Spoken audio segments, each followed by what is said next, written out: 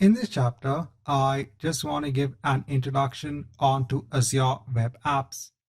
Now, let's say that you want to host a web application on the Azure platform. So normally, or one way of doing this is to spin up an Azure virtual machine. Then you install the web server component, any other components that are required for deploying the application. Then finally, you deploy the application itself. Now, in such a case, when it comes onto the Azure VM, here you have to remember that you have to manage the virtual machine itself. You have to also manage other aspects such as the availability and scalability of the underlying infrastructure. Sometimes there is a requirement wherein a company does not want to actually manage the underlying infrastructure. They just want to have an environment for running that web application. Enter the use of Azure Web Apps. So this is a platform, has a service wherein the underlying infrastructure, that's including Azure virtual machines, are completely managed by the service itself. Here you can just go ahead and deploy the application onto the Azure Web App service. Here the entire infrastructure is actually managed for you. It has support for a variety of runtimes that includes .NET, .NET Core, Java, Python. So yes, when you're looking at deploying a web application onto the Azure Web App, you have to look whether the underlying runtime is supported. So this is a factor. Because see, what happens is when you actually deploy an Azure Web App, what it's doing in the background is it's probably running a set of virtual machines, and then it will install the required web server component, the required runtime, based on the runtime that is associated with that Azure Web App. So here the only difference is that everything is being done for you. Now, another quick note is when you deploy an Azure Web App, you also have to deploy something known as an Azure App Service Plan. The App Service Plan actually determines the features that are available for your Azure Web App. It also determines to a large extent what is a cost you're going to bear per month. Right, so in this chapter, I want to give first an introduction onto Azure Web Apps.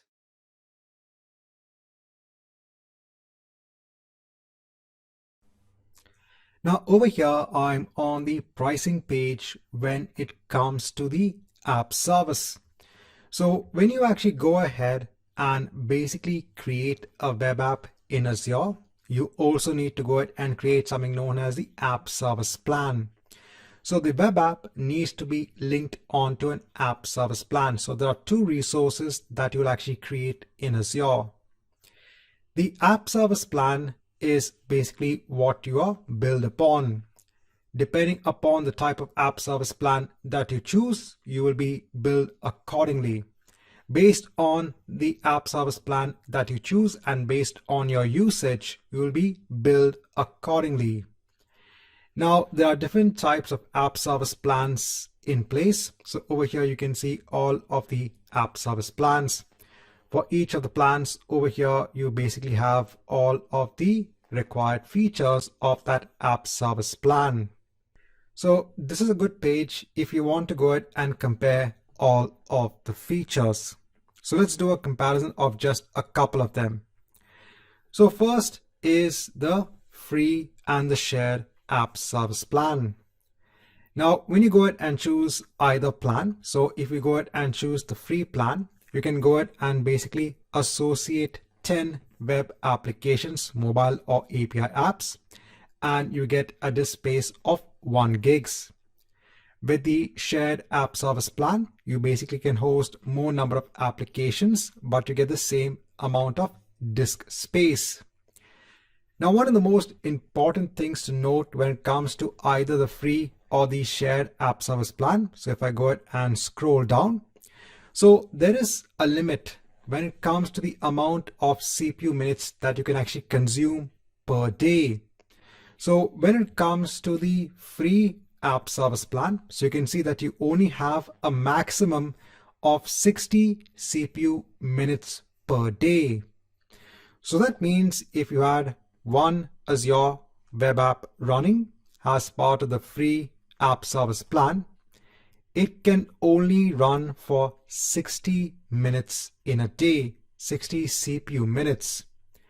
And when it comes to the shared app service plan, you have a limitation of only 240 CPU minutes per day. So there are some limitations when it comes to using either the free or the shared app service plan.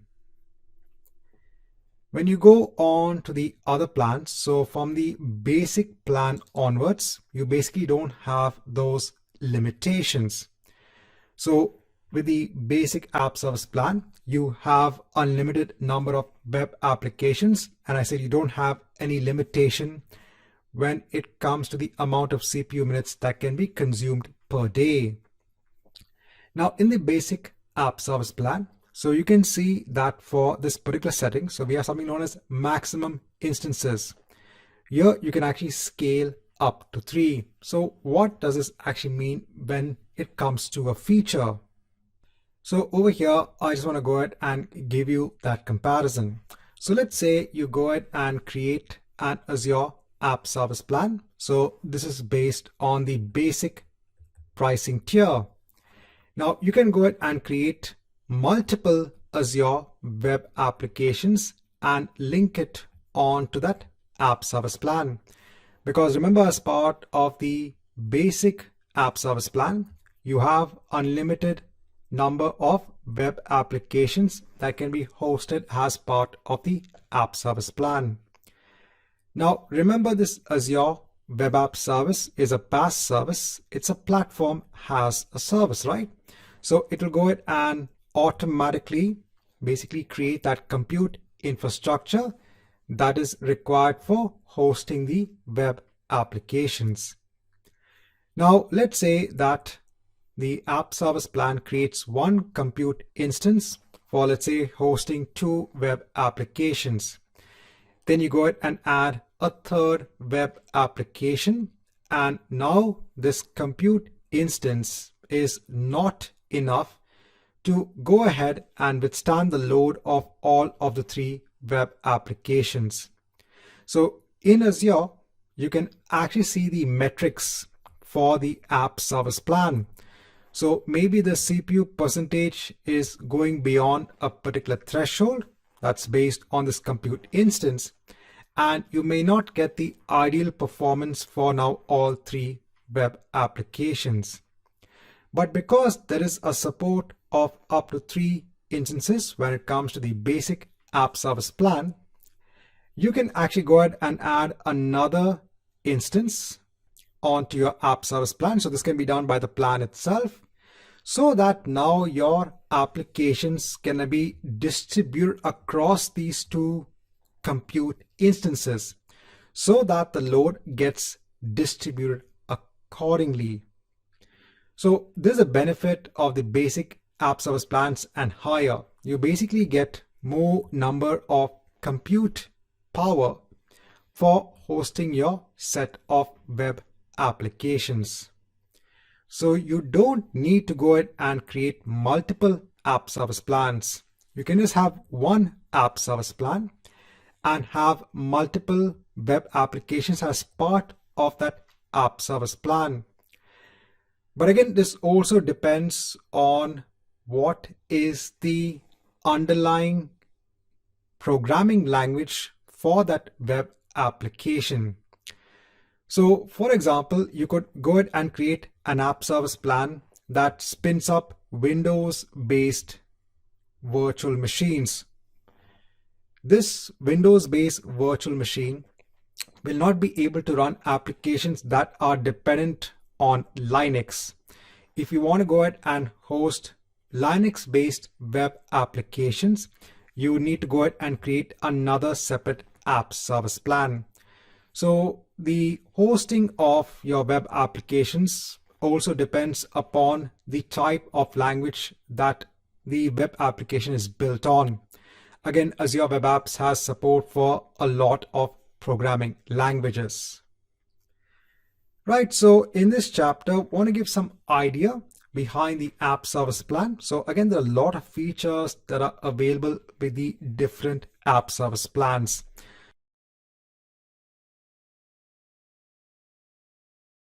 So now in this chapter, let's go ahead and see how to create a resource based on the Azure Web App service. So over here in all resources, let me go ahead and click on add. Now over here under the popular section, I can go ahead and choose web app. Over here, I'll go ahead and choose one of my existing resource groups. Now over here, we have to go ahead and give a unique web app name. So if I go ahead and don't give a unique name, so over here, it's doing a check for the uniqueness of the name. So it's not available. Right, so this name is available. Now, when it comes to the publish, I'll go ahead and choose code. Over here, now you can go ahead and decide what will be the underlying runtime stack that will be used for hosting your web application. So over here, we have a number of choices that are available. I'm going to go ahead and choose .NET Core 3.1.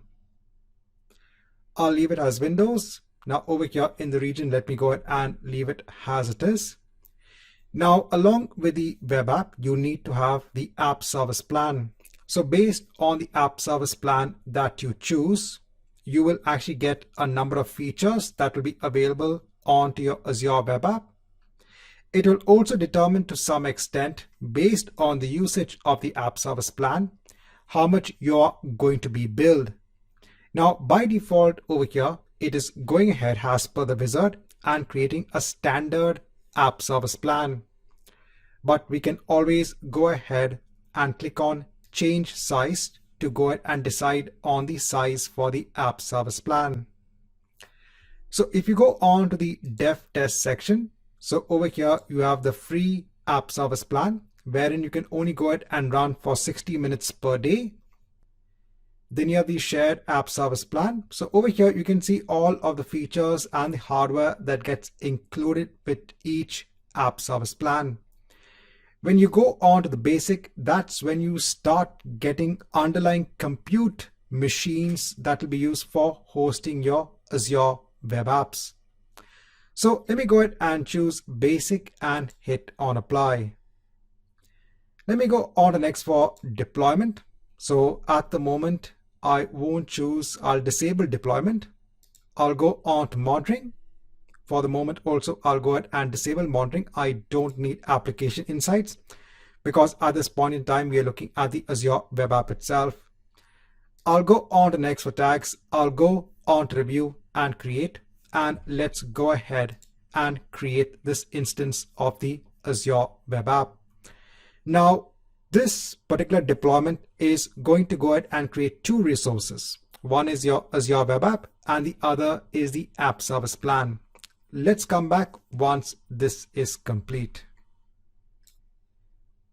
Now, once the deployment is complete, so we can go ahead on to the resource. So on the left-hand side, you will see a number of features that are available with the Azure Web App service. Now in the overview itself, over here, you'll have something known as a URL. So this is now the URL that you can actually go ahead and use to access this web app that is running in Azure. Now you can actually go ahead and copy this onto the clipboard. If you go on to a new tab, so over here, you can see a default page or like a default application that gets set up when you go ahead and deploy the Azure Web App. Right, so in this chapter, we have looked at how to deploy a resource based on the Azure Web App service.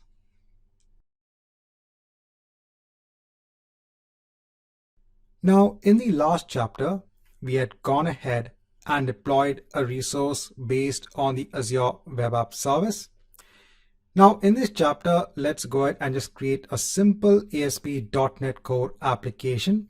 And let's go ahead and publish that application onto our Azure Web App from Visual Studio itself. So over here in Visual Studio, I'll go ahead and click on create a new project.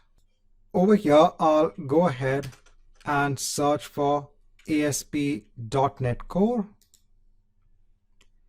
Then I'll go ahead and choose ASP.NET Core Web App and go on to next. Over here, let me go ahead and give a name and let me go on to next.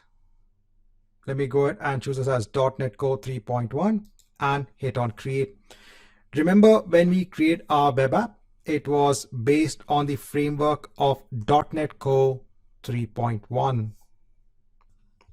So now if you go ahead and run this application locally, right, so this is how it looks like. Now let's go ahead and publish this application onto our Azure Web App. So I'll go ahead and right click. I'll go ahead and hit on publish. So over here, I'm going to go ahead and create a new publish profile. So I'll go ahead and choose Azure, go on to next. Over here, I'll go ahead and choose an Azure App Service Windows, since our Azure Web App is actually linked onto an app service plan that is based on Windows. I can go on to next. Over here, I can go ahead and choose my web app in Azure, and I can go ahead and hit on finish. So this will actually go ahead and create that publish profile. I'll go ahead and hit on publish. This will just take a minute or two. Now, once a publish is complete, so over here, let me go ahead and hit on enter to go ahead and refresh this page. And now you can see your web application. So you can actually go ahead, develop your applications in Visual Studio, and then you can actually go ahead and publish them directly onto your Azure Web App.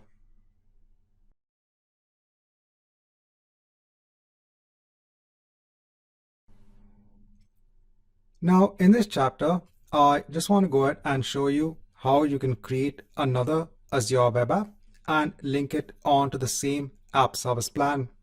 So I do get this question from students asking me, can I go ahead and link multiple Azure Web Apps onto your app service plan?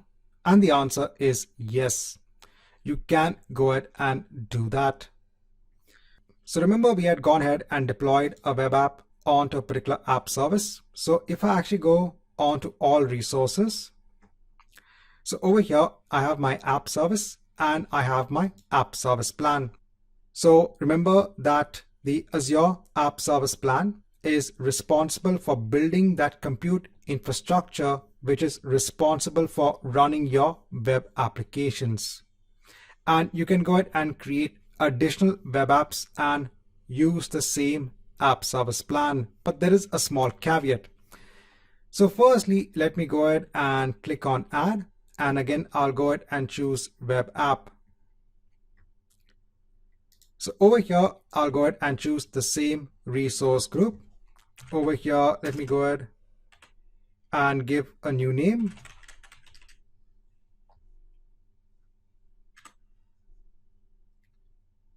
Right, so it is available. So I can go ahead and choose core. In the runtime stack, if I go ahead and let's say choose ASP.NET version 4.8. So over here, I can go ahead and choose Windows. If I go ahead and choose the same region as my first app service plan, so our app service plan, our original one. So again, if I go on to all resources in a new tab, so our app service plan, remember, is in the central US location. So if you want to go ahead and link another web app onto that same app service plan, they need to be in the same region. Over here, in this case, central US. So now over here, it's going to go ahead and choose that same app service plan. If it was going to go ahead and create a new one, it would be prefixed by the word new. But over here, it's using the same app service plan. But again, I said there's a small caveat. So over here, our original app service plan was based on the OS of Windows. Now ASP.NET version 4.8 can run only on Windows, and .NET Core can run either on Windows or on Linux. But our original app service plan was built only for Windows. We had chosen it as Windows. So that means the underlying compute infrastructure will be Windows-based servers that will be used for hosting your web applications. So if you had a runtime stack that was only supported on Linux, for example, if I go ahead and choose Ruby, so over here now, this particular runtime stack is only supported on Linux and not on Windows. And that is why now you can see over here, it is going to go ahead and create a new app service plan. It's going to go ahead and create now a Linux plan. So when you go ahead and create your app service plan, depending upon what you choose as the underlying OS, there will be some runtime stacks that are supported. So keep a note of this when it comes to building your infrastructure. Now again, I can go ahead and choose, let's say ASP.NET version 4.8. It'll go ahead and use the same app service plan. Again, go on to deployment. So I'll disable it. I'll go on to monitoring. So I'll go ahead and not create application insights. Let me go on to review and create. And let me go ahead and hit on create. Now, while this is being done in Visual Studio, let me go ahead and create now a new project. So now over here, let me go ahead and search for ASP.NET. So not for Core, for ASP.NET. Let me go ahead and scroll down and let me go ahead and search for. So over here, I'll go ahead and choose ASP.NET Web Application. I'll go on to next. So over here, I can see I have framework 4.7.2, so that should be fine. I'll just give a name, hit on create. Over here, you can go ahead and choose whatever type of template that you want for the web application. So I'll leave it as MVC. I'll go ahead and hit on create.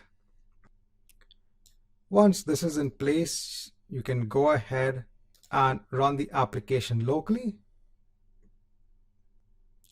So this is what the application looks like.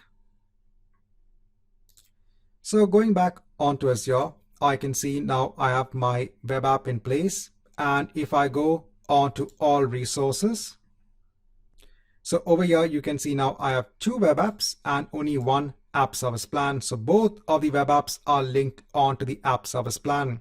So remember, you get charged basically based on the consumption of the app service plan.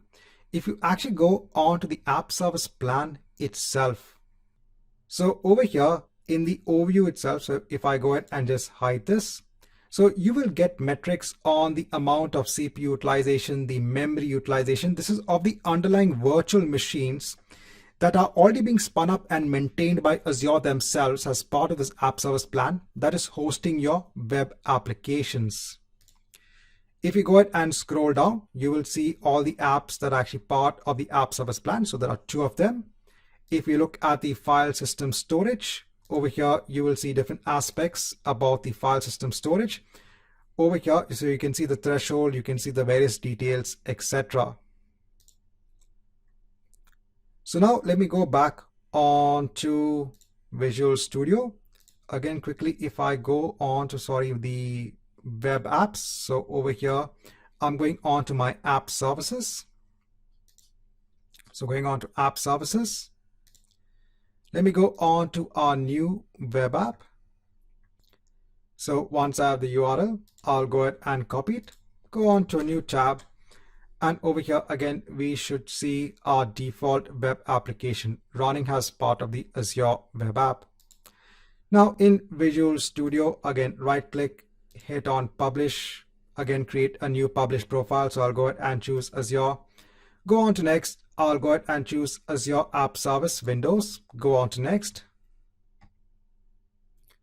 So over here, let me go ahead and choose that new web app, hit on finish. And then let me go ahead and hit on publish. And again, let's wait for a minute or two. Now, once the publish is complete, I'll go ahead and refresh this page. And now you can see you have your web application in place. Right, so in this chapter is for kind of explain the concept that you can have multiple web apps running as part of that app service plan.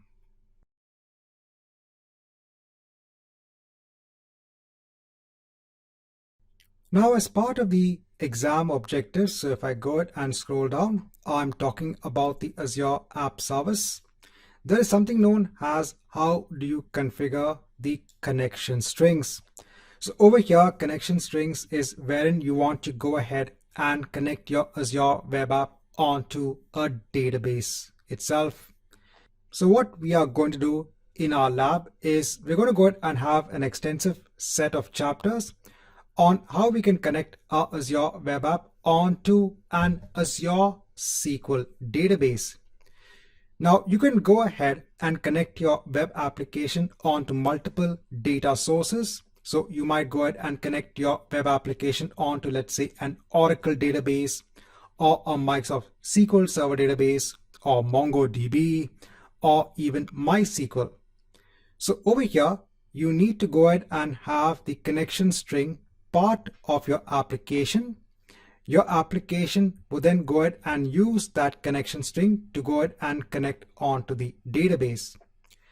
Now in our exercise, in order to go ahead and show you how to use connection strings, we are going to go ahead and create a new instance of an Azure SQL database. The Azure SQL Database is a platform, has a service offering that is available in Azure. Over here, the underlying infrastructure for maintaining the SQL database is completely managed by Azure. So instead of you going ahead, creating a virtual machine, installing the database software and maintaining all of those aspects, you can go ahead and quickly spin up a SQL database. This is actually based on Microsoft SQL Server Engine to have a database up and running in Azure. So that is what we are going to do. We'll go ahead and first build an instance based on the Azure SQL Database service. Then we'll go ahead and develop a .NET program that will just do a simple connection and retrieval of data from the database. We will then go ahead and publish our application onto the Azure Web App, and we'll see how to make use of connection strings to go ahead and connect onto the Azure SQL database.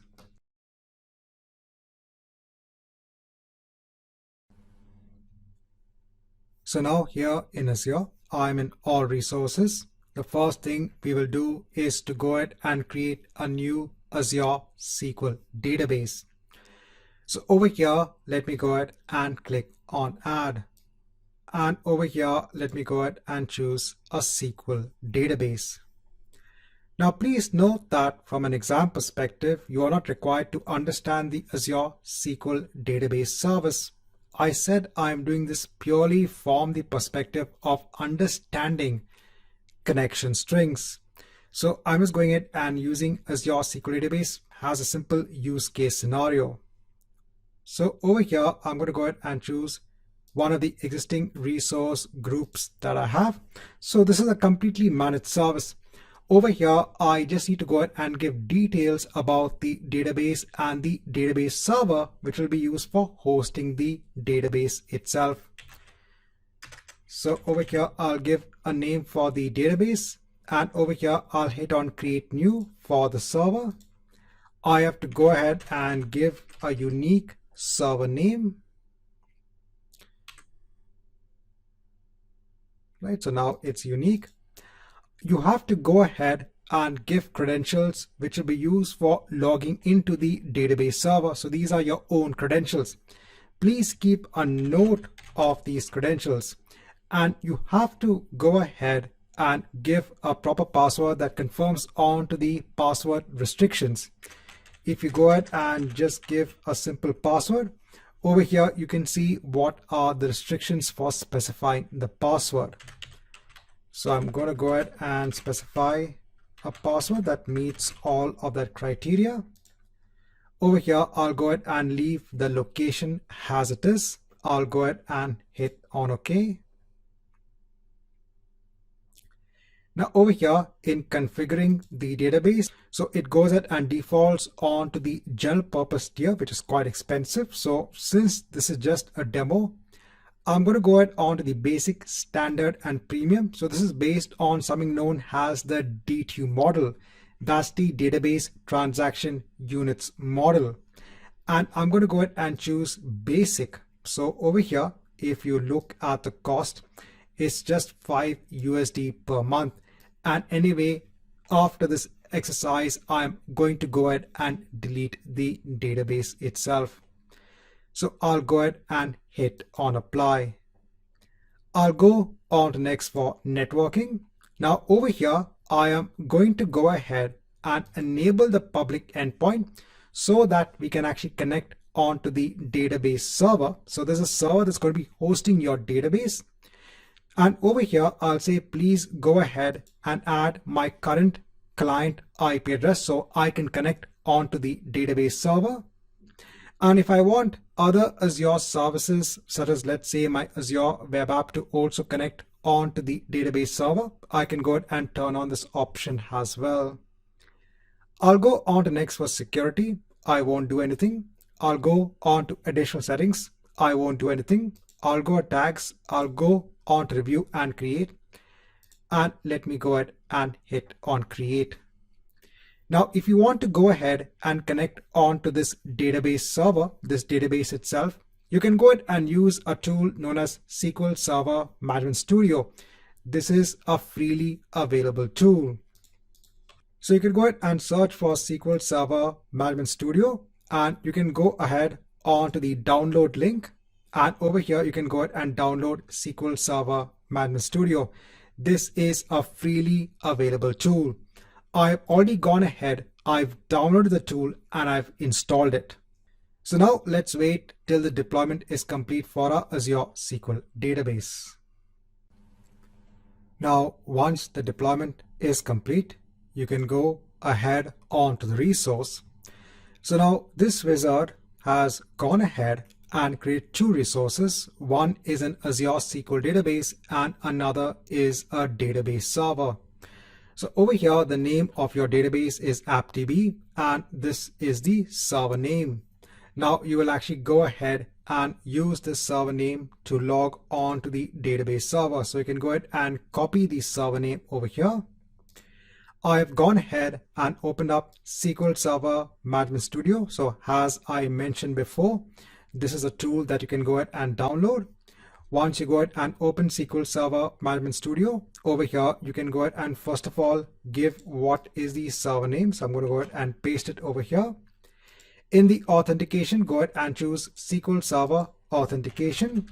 And then over here, go ahead and give the username and password, which was used during the creation. Remember in the wizard, when you created the database server, you mentioned the details of the database server. That time you had gone ahead and mentioned the username and password. And then you can go ahead and hit on connect. So once you are connected, you can see your database server over here. On the databases, you'll see your AppDB database. Now what we are going to do is that we are going to go ahead and execute these commands. So I want to go ahead and create now a table within the database. The name of the table is course. It has three columns: the course ID, the course name, and the rating. So a simple table to go ahead and store information about courses. And then I'm going to go ahead and use insert statements to go ahead and insert three records into this table. So let's go ahead and do that. So let me go ahead and copy all of these statements. Then I'll right click on the database and I'll go ahead and choose new query. I'll paste all of the commands in the query window. I can go ahead and select the first command to create a table, and then I can go ahead and hit on execute. So it will go ahead and create a table. You can also go ahead and verify.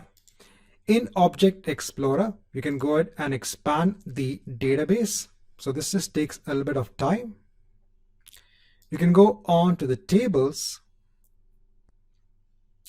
And now over here, I can see my course table in place. Now let me go ahead and issue these three statements to go ahead and insert data into the table. So I'll go ahead and hit on execute. So now it has gone ahead and inserted the data.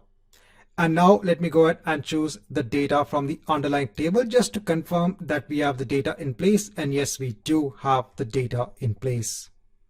So now in this chapter, we have gone ahead and created our data store, wherein we are using a resource based on the Azure SQL Database service.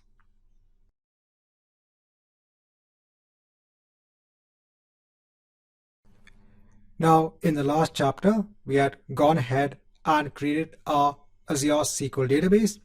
Now, in this chapter, I'll go ahead and create an ASP.NET Core web application that will be used to go ahead and interact with the data that we have in our database. So firstly, in Visual Studio, let me go ahead and create a new project. Over here, I'm going to go ahead and choose an ASP.NET Core empty application, an empty template. I'll go on to next. So over here, I'll go ahead and give a name for the project. I'll go on to next. So I'll leave it as .NET 3.1 and let me go ahead and hit on create. Now let me go ahead and first create the folders. So firstly, I'm going to go ahead and create a models folder. So this we can go ahead and use to create classes that represent our data. Then I'll go ahead and create a new folder for services. We'll go ahead and create a service that will interact with our Azure SQL Database. Then I'll go ahead and create a controller. So we'll base this on the MVC pattern. So I'll go ahead and create controllers. And I'll go ahead and create another folder for the views. Now, once this is done in the models, let me go ahead and right click and let me go ahead and add a new class. So this will be our course class. So over here, let me go ahead and enter some code. So over here, I have properties. These properties actually map onto what we have in terms of the columns of our table in our database. So our course ID, the course name, and the rating. So if you go on to the SQL database, I have the course ID, the course name, and the rating. So I've gone ahead and mentioned the data type as an integer, a string, and a decimal. Now let me go ahead and create a service. We are going to go ahead and use this service to actually go ahead and interact with the data that we have in our Azure SQL Database table. So I'll go ahead and name this as course service. So over here, let me go ahead and again add some code. So over here, let me go ahead and explain the code that I've added. So firstly, just some strings to go ahead and represent how we are going to connect on to the database. This is one way of doing it. You can actually go ahead and also take the database string directly, and I'll show that in a later chapter. Over here, we have to go ahead and mention what is the database server name. So I'll go ahead onto Azure. I'll copy it over here. Going back on to Visual Studio, let me replace it over here. Then I'll go ahead and mention the username and the password. So this is the password that I actually mentioned for the Azure SQL Database server. And this is the name of our database. Now I'm going ahead and making use of the SQL classes which are available to go ahead and interact with the SQL database. For this, I need to go on to Tools. I need to go on to NuGet Package Manager and go ahead and choose Manage NuGet Packages for the solution. I'll go on to Browse. I'll search for SQL. And over here, I'm going to go ahead and choose system.data.sql client. I'll choose that and hit on install. Again, please note over here, I am not using the entity framework. You are more than welcome to go ahead and use whatever framework is more applicable to you. I just want to go ahead and show a simple way to interact with the Azure SQL database. Now going back onto my course service. So let me go ahead and ensure that now I include the namespaces over here. So using system.data.sql client. So everything is fine over here. I need to go ahead and ensure that I also include my models, which has my course. So over here, what I'm trying to do is that I'm creating now a list of courses. Over here, I want to go ahead and first establish a connection onto my database. And then using the SQL command, I want to go ahead and issue this statement against my database so that I get all the courses for my course table.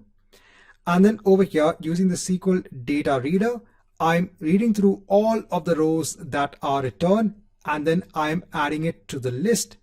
I am closing my connection, and as part of this method of get courses, I'm going ahead and returning that list. Right, so over here, this is basically my course service. Now I want to ensure that I inject this service. So I'll go on to my startup class. So over here, let me go ahead and ensure that I add MVC. This is basically for my model view controller framework. And also let me go ahead and also add my service. So add transient and then my course service. Let me go ahead and ensure to include the namespace. To also ensure to have the right routing in place. So over here, just adding the proper routing method for my MVC project. So I have my model in place. I have my service in place. Now let me go ahead and add a controller. So an empty MVC controller. I'll click on add. Over here, I'll name this as course. I'll click on add. Again, over here, let me go ahead and just replace some code.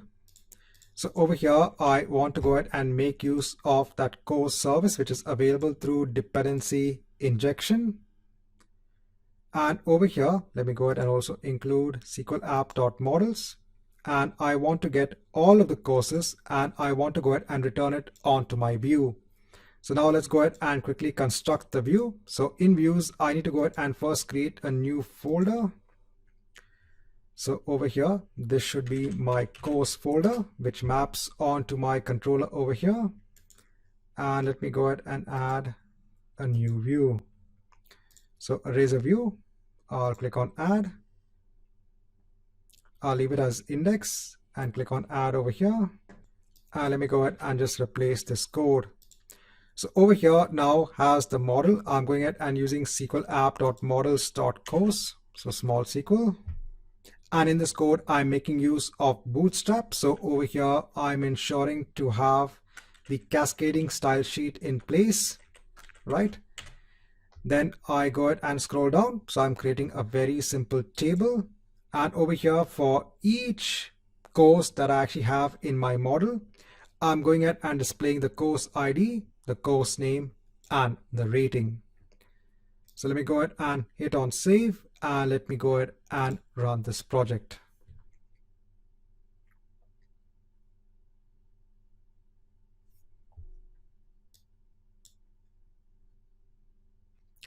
So now over here, you can see the data in place. So it's picking up all of this data from our Azure SQL database. If you want to go ahead and actually confirm, so for the first course, the rating is 4.5. So over here, we can go ahead and actually make a change. So I can say update the course table, set rating is equal to 4.7, where the course ID is equal to 1. Let me go ahead and execute this, right? So that is done. If I go ahead and just refresh this page, you can see the rating is now 4.7. So now you have an application, a simple application that is going ahead and pulling data out of an Azure SQL database table.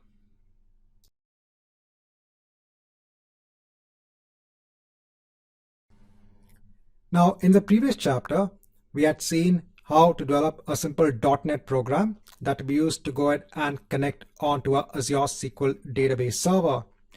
Now, first of all, I want to go ahead and make a change wherein I do want to actually go ahead. Let me go ahead and just stop my program first.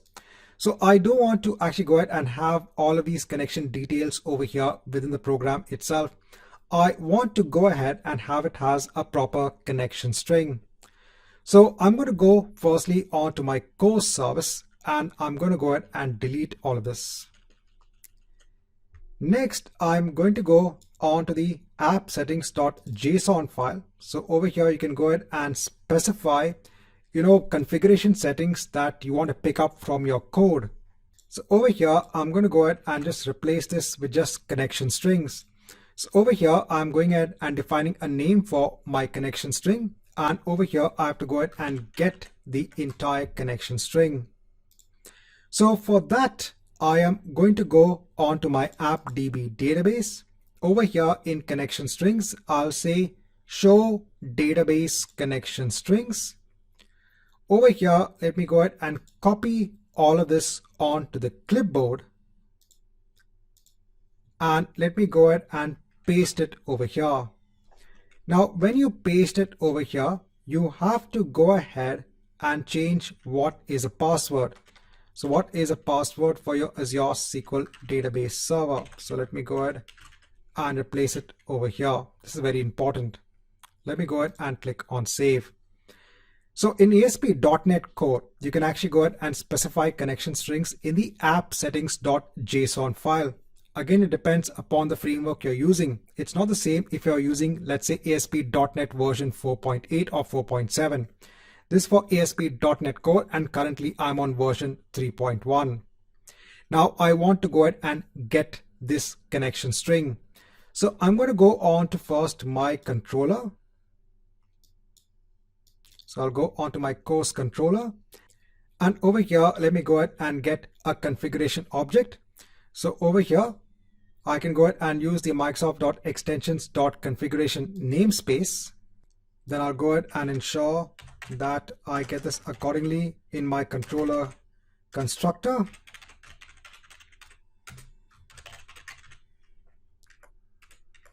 And then I'll set it onto my configuration.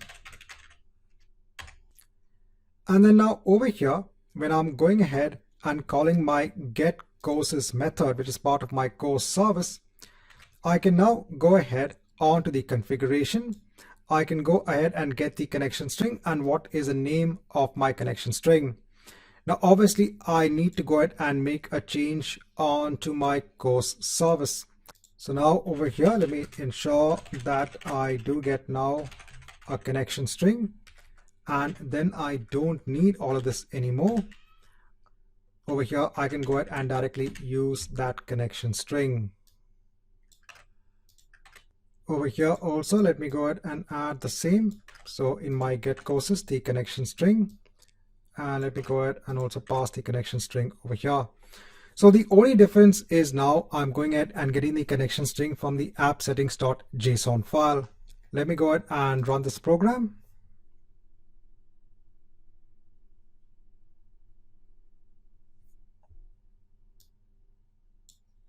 Right, so it's still working. Now let's go on to the next chapter, wherein we'll actually go ahead and now publish this onto an Azure Web App.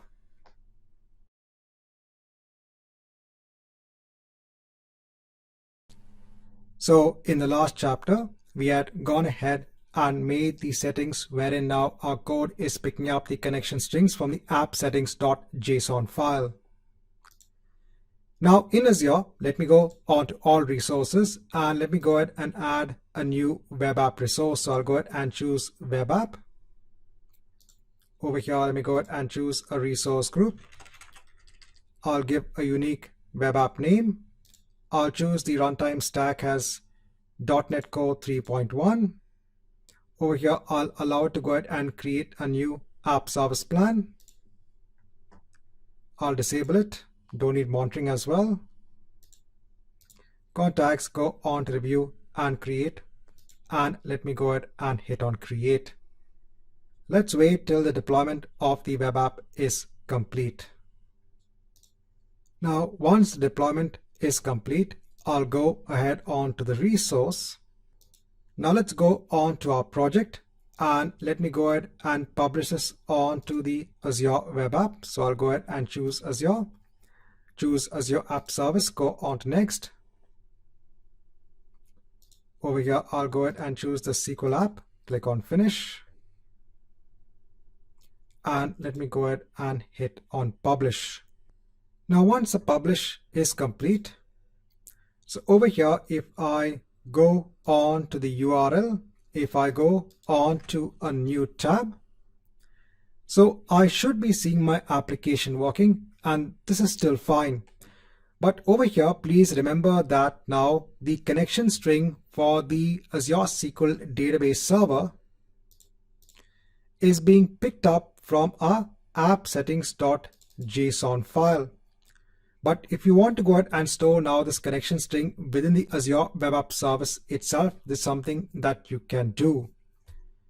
So firstly, what I'll do is that let me go on to the Azure Web App. Over here, I'll go on to configuration. Let me go ahead and just hide this. Now in the configuration, I'll go on to connection strings. So you can go ahead and define your connection strings over here. I'll go ahead and choose new connection string. Over here in the type, I'm going to go ahead and choose SQL Azure. Now the name is going to be the same name that I have over here. So SQL connection. So I'll place it over here. And this is the entire value, the entire connection string. So I'll go ahead and copy it from here. And I'll go ahead and place it over here. And let me go ahead and hit on OK. And let me go ahead and hit on save and continue. So now I am embedding this connection string instead of in my code in the Azure Web App itself. So now going back on to my app settings.json file on my local machine, let me go ahead and remove all of this and place the previous code which was there. So I don't have the connection string here anymore. I'll go ahead and save this, and now let me go ahead and publish my app again. So I'll go ahead and hit on publish. I'll use the same profile and let me go ahead and hit on publish over here. So now ideally our Azure Web App, our application, should actually go ahead and pick up now the connection string which is defined as part of the Azure Web App itself. Let me just wait for the publish to complete. Now once the publish is complete, you can go ahead and just take the same URL. You can go on to a new tab. And you can see we are still getting our list of services. Again, if you want to go ahead and confirm, over here, let's go ahead and again change the rating. Let me go ahead and refresh this page, and you can see it's changed over here. Now this chapter was not only meant to go ahead and give you an understanding of the connection strings settings, but also to give you an idea on how you can use a data store in Azure, such as an Azure SQL database.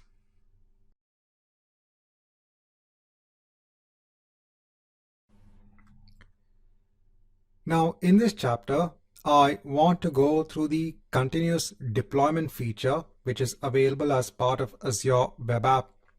So when you go ahead and create a resource based on the Web App service, if you go on to the deployment page, so over here you have the ability to actually go ahead and either disable or enable something known as GitHub Actions. So over here, this actually allows you to go ahead and do a continuous deployment of your application onto the Azure Web App from, let's say, source code that is hosted in a GitHub repository. So over here, if I go ahead and fill in all of the required details quickly,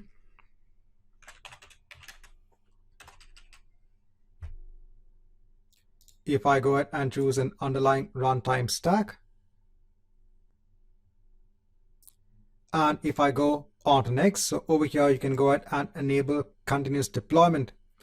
And over here you can go ahead and select the repository in GitHub, where you can actually go ahead and ask Azure Web App to pick up the code. So Azure Web App will actually go ahead and pick up your code from a GitHub repository. It will go ahead and automatically do the build of your code, and it will go ahead and deploy it as a web application. Now I'm going to go ahead and show you how you can do it for an existing Azure Web App. So over here, if I go on to App Services, so I have two web apps in place. If I go on to the first one, so this is based on the framework of .NET Core 3.1.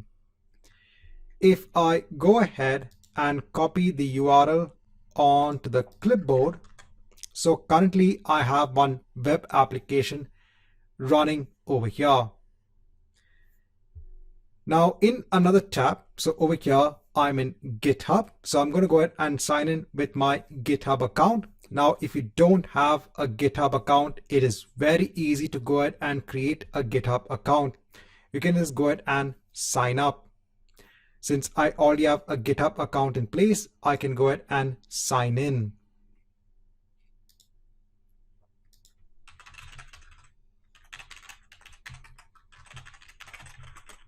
So just going ahead and entering my required details. And over here, we have the GitHub page.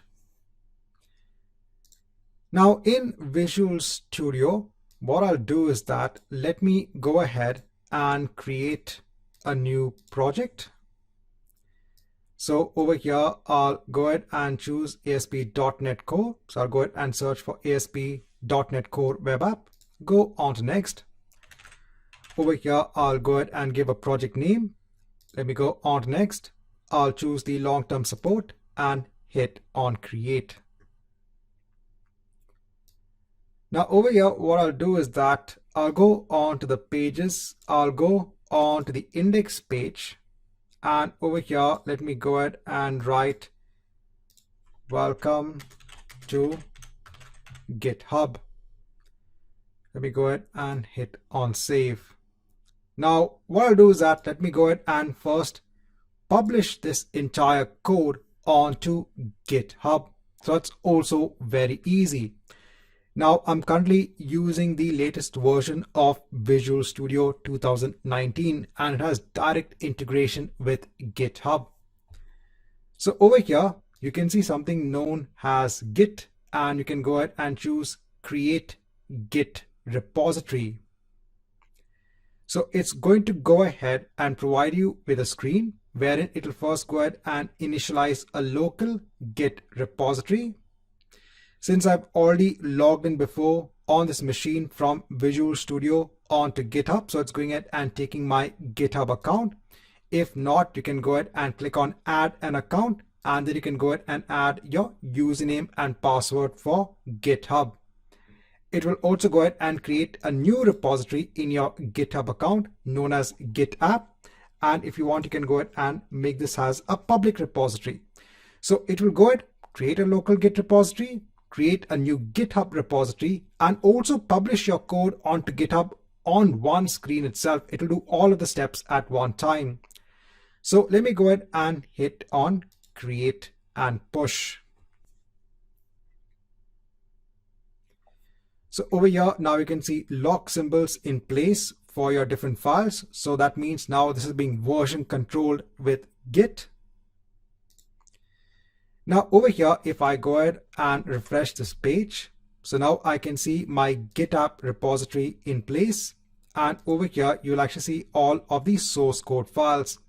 So over here, if you go on to pages, if you go on to the index page, over here, you can see welcome to GitHub. So now we have our local project in Visual Studio that is being version controlled in GitHub. Now we can tell our Azure Web App service to go ahead and pick up this code and deploy it onto the web app itself. So if I go onto my web app, if I go onto Deployment Center,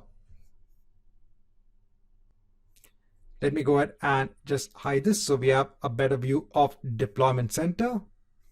Over here, you can go ahead and choose your source control. So is your code in GitHub? Or is your code in Azure repos? So this is part of Azure DevOps.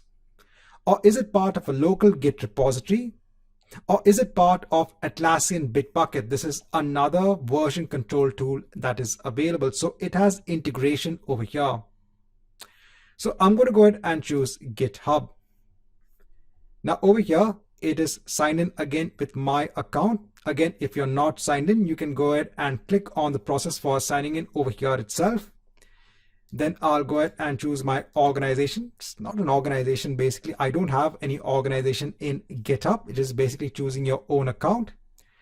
Over here, we have to go ahead and select now our repository. So it's going ahead and picking up all my repositories in GitHub. So I'll go ahead and choose the GitHub repository.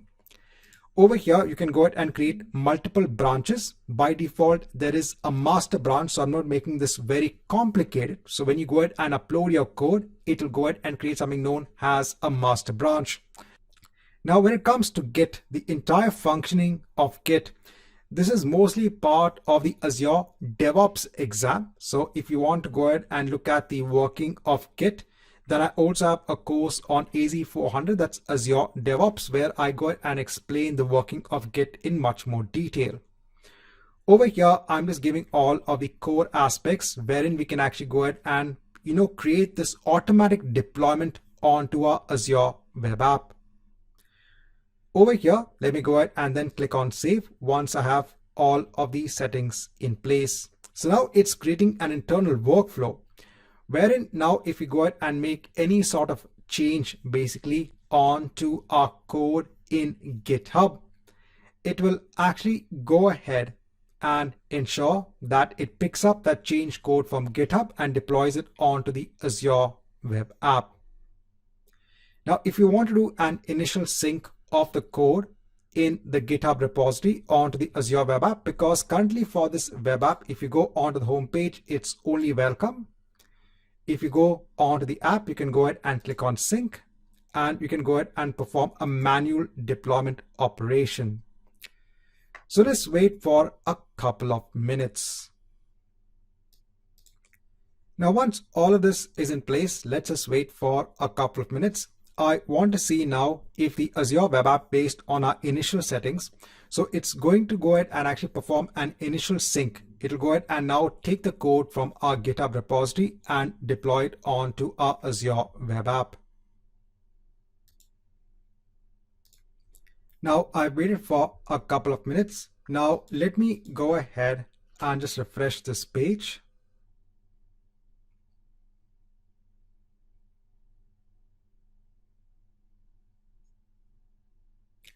And now you can see welcome to GitHub. So now the Azure Web App, along with a deployment feature, has actually gone ahead and picked up the code automatically from GitHub. And remember, now this is a continuous deployment process. So if you go back onto GitHub, if you go onto your index page over here, if I go ahead and just edit this file, and over here, let me go ahead and just change the file. Then I'll go ahead and scroll down, and over here, let me go ahead and commit the changes onto the master branch. So let me go ahead and hit on commit. So let's say another developer has now gone ahead and made this change. So now your web app is going to go ahead and pick up these changes which are made onto GitHub. It's going to go ahead, it'll be triggered, it'll take the code, and it will deploy it onto the web app itself. So again, let's wait for a couple of minutes. So after waiting for a couple of minutes, if I go ahead and refresh this page, so now over here, I can see welcome to GitHub version 1. So now remember, the code is being picked up automatically from GitHub. At any point in time, if you want to go ahead and ensure the connection is not there between GitHub and your web app, you can always go ahead and disconnect and reconnect at a later point in time.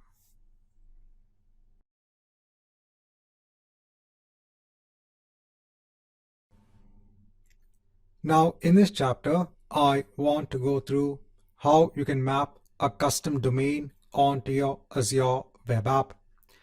Now over here in Azure, I have an Azure Web App in place. It's currently based on the standard app service plan.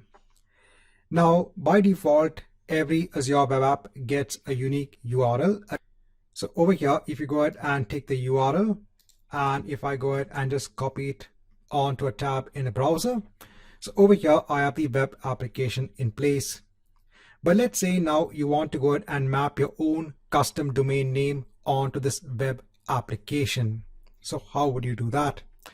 Now, the first thing that you need to do is to go ahead and have a domain in place, a publicly routable domain on the internet. So you have to go ahead and buy a domain. So over here, since custom domains is a part of the objectives of the exam, I have to go ahead and show you how to map a custom domain. Now I've already gone ahead and bought a domain from an external domain provider. So over here, it's GoDaddy. Now, if you go onto your Azure Web App, if you go ahead and scroll down, there is something known as custom domains. So if a company already has a domain name in place, they can go ahead and map that custom domain onto this Azure Web App. Over here, you can go ahead and click on Add Custom Domain.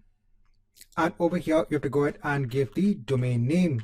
So over here, my domain name is cloudportalhub.com.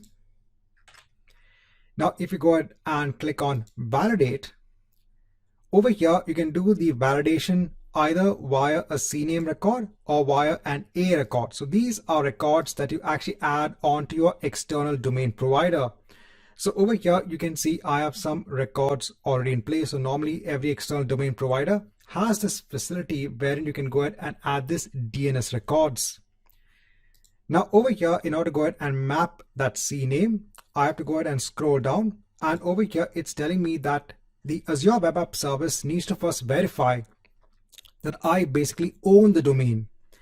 Now, in order to go ahead and verify this, I could go ahead and either add something known as a TXT record in my external domain provider, or I could go ahead and add a CNAME record. So either of these records will do.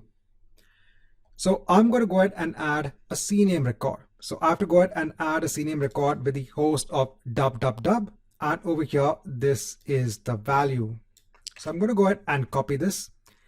I'll go on to my external domain provider. So I already have a record in place. If you don't have a CNAME record in an external domain provider, so I said that they should be having this facility to go ahead and add records. So over here, if I go ahead and click on add, I can actually go ahead and add a new CNAME record.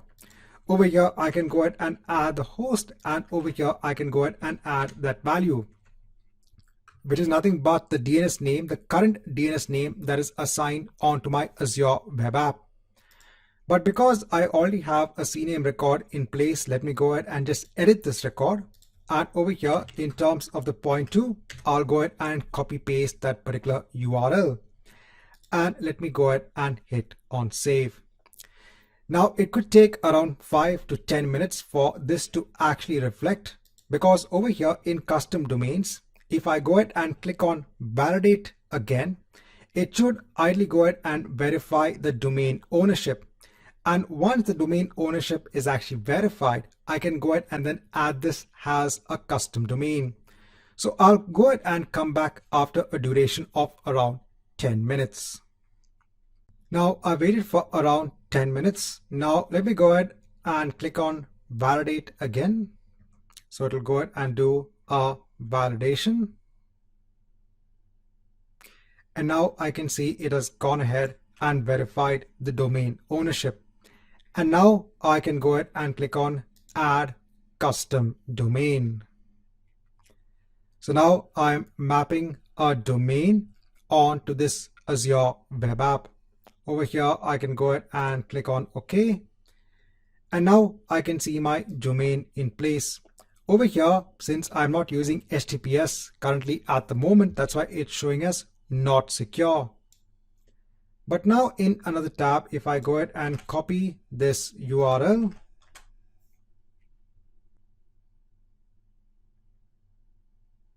so over here it's saying our connection is not private, and that's fine. I'll go on to advanced. let me go ahead and proceed on to www.cloudportalhub.com. And now we are being redirected onto our application. So over here, I just want to go ahead and show you how you can map your own custom domain name onto an Azure Web App.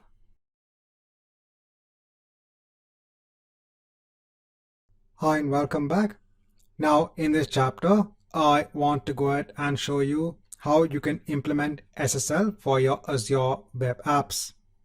So over here, I've gone ahead and mapped a custom domain onto one of my Azure Web Apps. So if I go ahead and copy the URL, if I go on to a new tab, so it's a simple ASP.NET Core application. So over here, let me go ahead and proceed on to cloudhublearning.com. Right, so over here, it's showing us not secure. So how can we make our site secure? So there is an easy way to go ahead and implement this. So if you go on to your Azure Web App, if you go ahead and scroll down, if you actually go on to the TLS SSL settings, over here, if you go on to private key certificates, if you already have a certificate in place for your website, you can go ahead and upload that. But over here, you can go ahead and create an app service managed certificate for free. So this is something that is available with the Azure App Service. So if I go ahead and click on this, so it will go ahead and look at the hostname eligibility. So it is available. I'll go ahead and hit on create. So it will go ahead and create an SSL certificate that is only available for this Azure Web App. Now, once you have the app managed certificate in place, it could just take a minute or two. Now you can actually go ahead on top. You can go on to bindings. And now over here, you can go ahead and add an SSL binding. So now over here, you can actually go ahead and bind your custom domain onto the certificate that just got created. Over here, let me go ahead and click on add binding. So let's wait till this is complete. Now, once the binding is complete, so let me go ahead and close this again. I'll go on to the overview.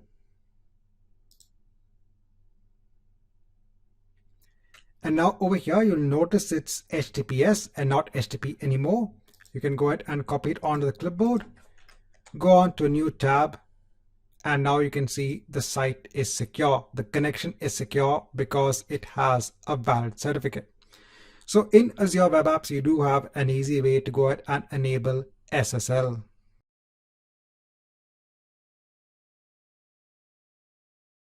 Hi and welcome back. Now in this chapter, I want to go through the logging feature which is available as part of Azure Web Apps. So you get a set of logging features that are available for the Azure Web App service. Now there are different types of logging that are available. You can go ahead and perform application logging. This captures log messages that are generated by your application code. You have web server logging. This records raw HTTP request data. You have detailed error messages. This stores copies of the .html error pages that would have been sent onto the client browser. You have deployment logging. These are logs when you publish content onto an application. And you could also go ahead and stream logs in real time. So let's go ahead on to Azure. Just want to go ahead and show you some of the logging features that are available. So over here, we are in Azure. Now I have an Azure Web App in place. Now if I go ahead and scroll down, so if I look at the monitoring section, we have something known as app service logs, and we have something known as the log stream. So if I go on to the app service logs, so over here is where you can actually go ahead and turn on the different types of logging. So by default, all of this is off. So you can go ahead and turn on application logging. You can go ahead and turn on application logging at the blob level. So if you have an Azure storage account itself, you can actually go ahead and direct logs onto that storage account.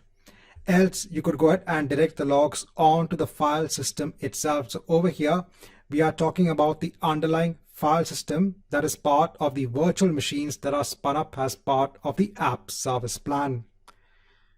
So over here, let me go ahead and choose information for application logging. You could also go ahead and turn on web server logging, detail error messages, and failed request tracing as well.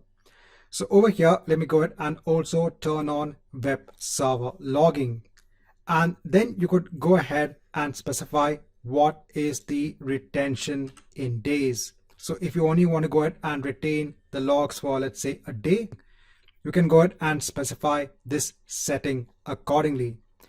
And then you can go ahead and click on save. Right, so you have this in place. Now let me quickly just go ahead on to the overview, and let me go ahead and take the URL and let me go on to a new tab. Now, one way to see the logs is to actually, if I go back onto the app service logs. So over here, you could go ahead and use an FTP tool, and you can go ahead and FTP onto the URL that is given over here. This will actually allow you to look at that log data. Or you could also go ahead onto the log stream. So if you go onto the log stream, you'll actually get a real-time view of both your application logs and your web server logs as well. So in order to see logs, you're seeing the logs right now. So if there are any sort of GET requests, so someone is going ahead and basically getting this particular page, it's going and browsing towards this page, it will go ahead and come up in the web server logs over here. So if you want to see real-time streaming of your logs, you can go ahead and see it over here. Right, so in this chapter, I want to give an overview when it comes to the logs that are available when it comes to the Azure Web App.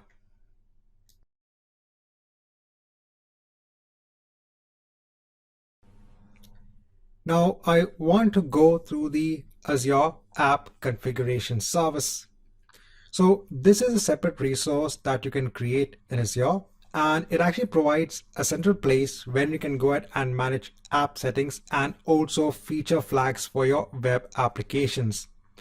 So if you had a set of web applications in Azure as part of the Azure Web App service, remember, for each Azure Web App, you have app settings in place that you can actually go ahead and set accordingly. But in case if you want to have a central place for the app settings for all of your Azure Web Apps, so maybe there might be a common setting for the Azure Web Apps, then you can actually go ahead and make use of the Azure App Configuration resource. There is also this concept of feature flags. Sometimes in the code base for your application, you might have feature flags in place. So using these feature flags, you might go ahead and simply enable or disable a feature. When you go ahead and let's say enable a feature, that feature might be available in your web application for your users. And then instead of actually going ahead and changing the code base to go ahead and remove that feature, you can just go ahead and disable that feature flag, and then automatically that feature will not be available.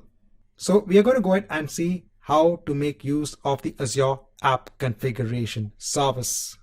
So firstly, in Azure, in all resources, let me go ahead and click on add. Over here, let me go ahead and search for app configuration. I'll go ahead and hit on create. Over here, I'll go ahead and choose my subscription. I'll go ahead and just choose a resource group.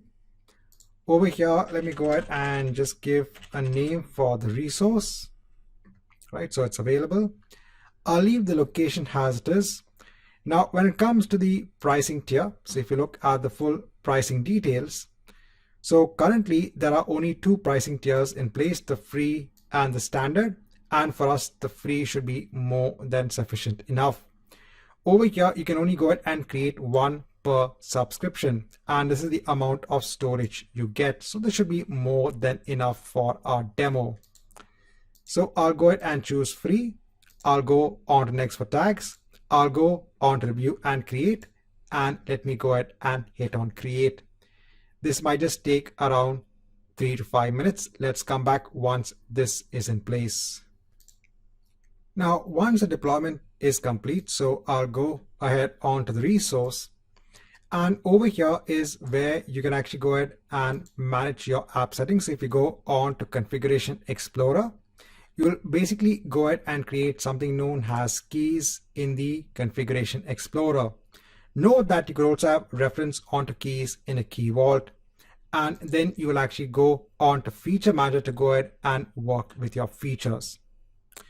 So now in the next chapter, let's go ahead and look at the first aspect wherein we'll work with the Configuration Explorer.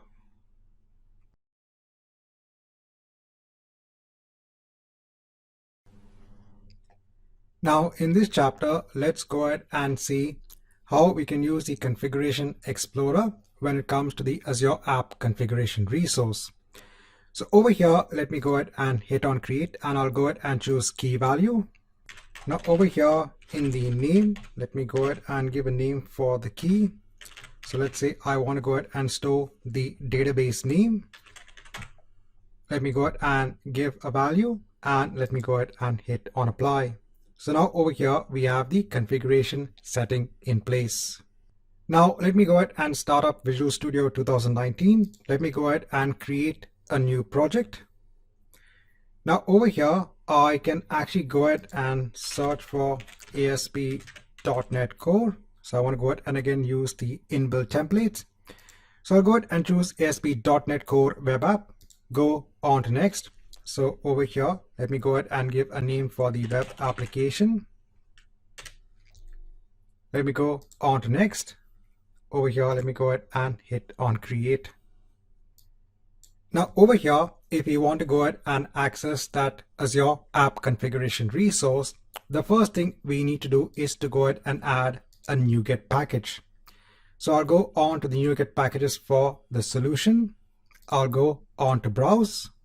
I'll go ahead and search for app configuration. And over here, I'm going to go ahead and choose Microsoft.Azure.app configuration. So over here, please note that this is the full package which is available for ASP.NET Core. So let me go ahead and select my project and go ahead and hit on install. I'll go ahead and hit on OK. And let me go ahead and hit on accept. Now, once this is done, let me go on to my program class.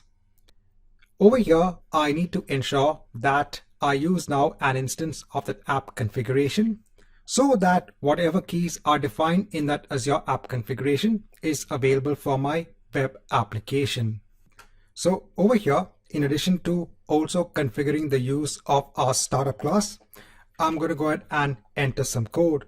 So I'm going ahead and using the method of the configure app configuration. And over here, I'm adding that Azure app configuration details. Now over here, we need to go ahead and add what is the connection string when it comes to the Azure app configuration. So over here in my Azure app configuration, let me go on to access keys. Over here, let me go ahead and click on show values. Now I can go ahead and take the connection string of the primary key. So I'll go ahead and copy the connection string and I'll just place it over here. So now once this is done, those settings for the app configuration will now be available for the configuration object, which is available throughout our web application. So now I can go on to my pages. Let me go on to the index page just as an example. Over here, I need to also go ahead and add two directives. So I want to go ahead and now use the configuration service, which is available for .NET Core applications. And over here, we can now go ahead and reference those keys which are defined in the Azure app configuration. So over here, let me go ahead and just add a simple HTML code. over here, I'm seeing the name of the database is, I'm going ahead and making a reference onto the configuration. And then over here, I'm going ahead and giving the name of that key. Right, so with all of this in place, let me go ahead and run the application.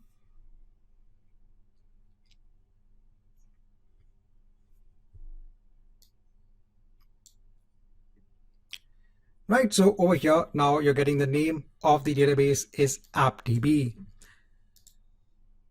And remember, this is now coming in from the Configuration Explorer. It's coming in from the setting that you have over here.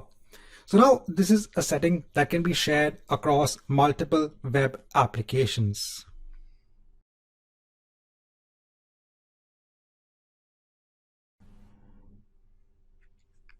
Now in this chapter, I want to show you how you can use feature flags. So over here, let me go on to Feature Manager, and over here, let me go ahead and just add a very simple feature flag. So over here, I'll just give a name of staging, and I won't enable this feature flag as of now. So feature flag is just a variable with a binary state of on or off. Do you want to enable that feature in your web application, or do you want to go ahead and disable that feature? We'll go ahead and see how to implement this via code. So first of all, let me go ahead and hit on apply so that I have that feature flag in place. Now let me go on to Visual Studio. Over here, let me go ahead and create now a new project. Over here, let me go ahead and again search for ASP.NET Core. Let me go ahead and scroll down because I want to go ahead and now choose an ASP Core web application that is based on the model view controller. Let me go on to next. So over here, let me go ahead and just give a name for the project. Go on to next, and let me go ahead and hit on create. So for our project, there are a couple of steps which remain the same. So first of all, we have to go on to NuGet Package Manager, manage NuGet packages for the solution. I'll go on to browse, and again, let me go ahead and search for app configuration. So again, I'll go ahead and choose Microsoft.Azure.appconfiguration.ASP.NET Core. I'll choose my project and hit on install.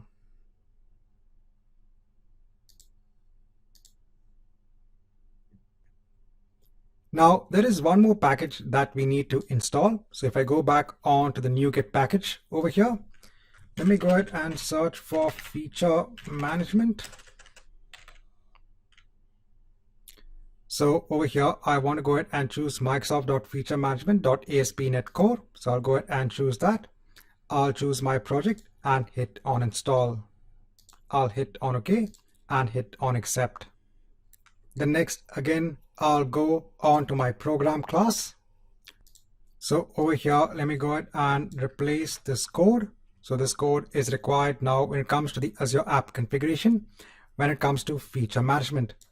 Again, let me go ahead and replace this connection string. Over here, you can see you're also making use of feature flags. So let me go ahead and delete this. I'll go on to my Azure app configuration resource. I'll go on to access keys. I'll go ahead and show the values. Again, I'll take the connection string and replace it over here. So over here in the startup class, I have to go on to my services, and I need to go ahead and add feature management. So if I just go over onto it, I need to go ahead and use Microsoft.featuremanagement. Now what I'll do is that let me go ahead and add code wherein we'll go ahead and display the details of the new feature. So the first thing I'll do is let me go ahead and basically add a new controller. So by default, as part of this template, you get a home controller. Let me go ahead and add a new controller. So I'll choose an MVC controller empty. I'll go on to add. And over here, let me go ahead and name this as feature controller. Click on add. Then in the new controller, let me go ahead and add a property for the feature manager. Let me go ahead and again choose using Microsoft.Feature Management. I can go ahead and also ensure that I have the constructor for the controller. And over here, I can also go ahead and again get a reference on to the feature manager. So over here, my property onto feature manager.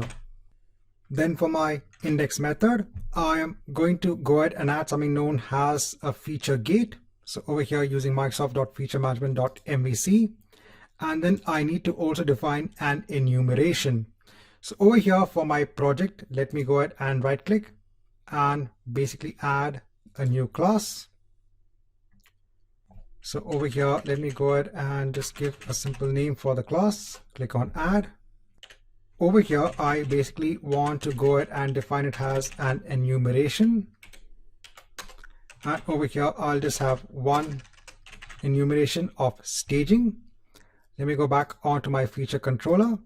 So over here, I can say feature.staging. Right, so I have my controller in place. Now in my views, let me go ahead and first create a new folder. So this new folder has to be the same name as my controller. So that's feature. And then in this folder, let me go ahead and now add a new view. So this will be a razor view.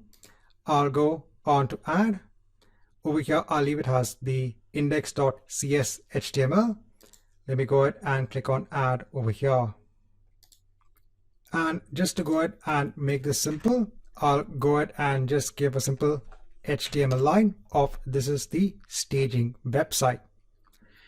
Now we need to go ahead and ensure that users can actually go ahead and browse to this particular staging website. So we can go ahead and do this via the index page on our main home controller. So for the home folder, I'll go onto the index page. Now we need some way to ensure that users can actually go on to this new page. So for that, I'll go onto the shared folder. I'll go onto the common layout page that is available for all pages. And over here, let me go ahead and add lines of code. Over here, I'm going ahead and adding that feature name of staging. Now over here, I need to go ahead and give what is the name of my controller. So that's feature. And over here, the index page. And what I can do over here is I can go ahead and just give a name of new feature. So this will be a link. That link will actually go on to our new controller, which will go ahead and redirect us on to this page of this is a staging website. Let me go ahead and save all of this first. Now also to ensure, so if I go back onto the layout page, so by default, what should happen is that this feature should also be basically a tag helper. So you have tag helpers in ASP.NET Core.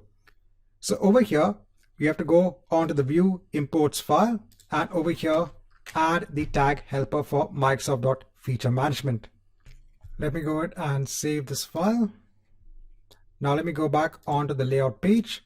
And now over here, you can see the feature name in green. So that means it's now using that tag helper. Right, so now we have everything in place. Let me go ahead and run the application.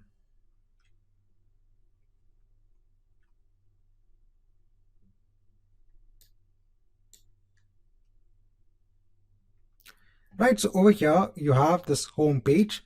Now over here you only see the links of home and privacy. Now if I go ahead on to the feature and if I go ahead and now enable the feature, so it's gone ahead and updated the feature flag. So now let me go ahead and stop the application. And now let me go ahead and run the application again. And now you can see the link of new feature. If you go ahead and click on it, you are redirected onto the staging website. So just with the enablement of one checkbox in that Azure app configuration, you now have this new feature link which is available in your application. Now please note that there is also an option to go ahead and add the middleware of feature management onto your startup class. Then you don't have the requirement of ensuring to stop and start your web application.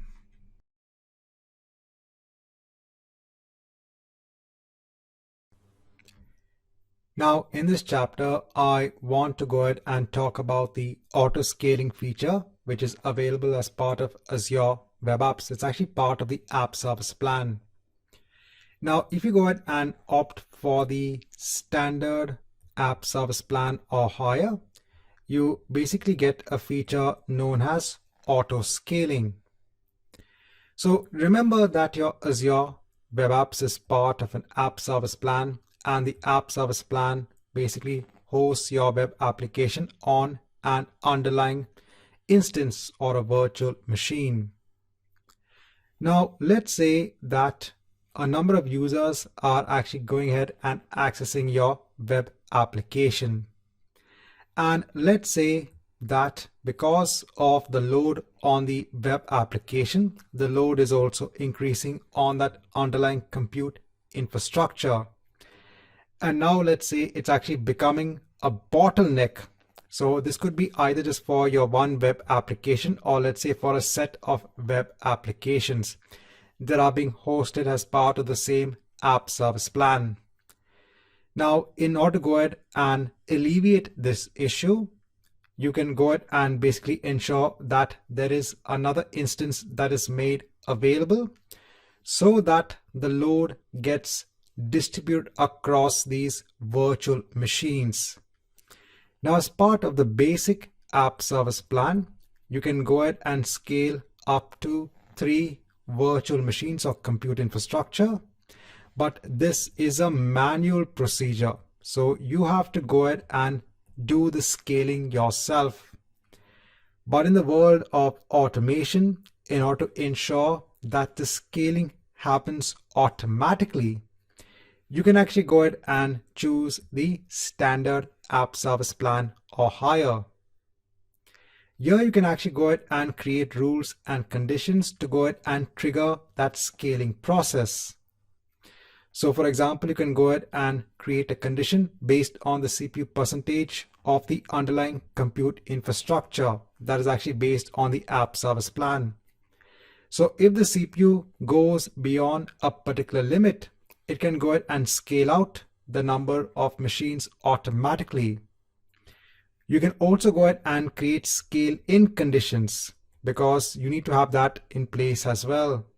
So if the load actually decreases, right, it becomes less, then it should go ahead and scale in the number of virtual machines so that you are billed less, the cost is less.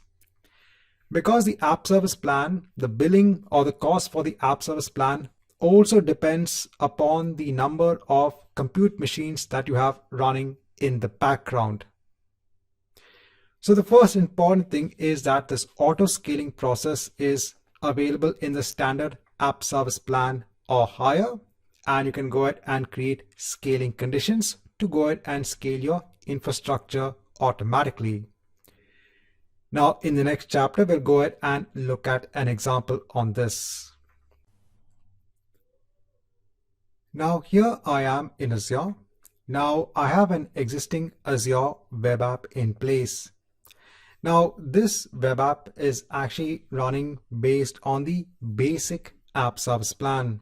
And remember, as part of the basic app service plan, so if I go on to the scale out feature for this app service plan, for this web app basically, I have to do a manual scaling of the underlying instances that is hosting my web applications.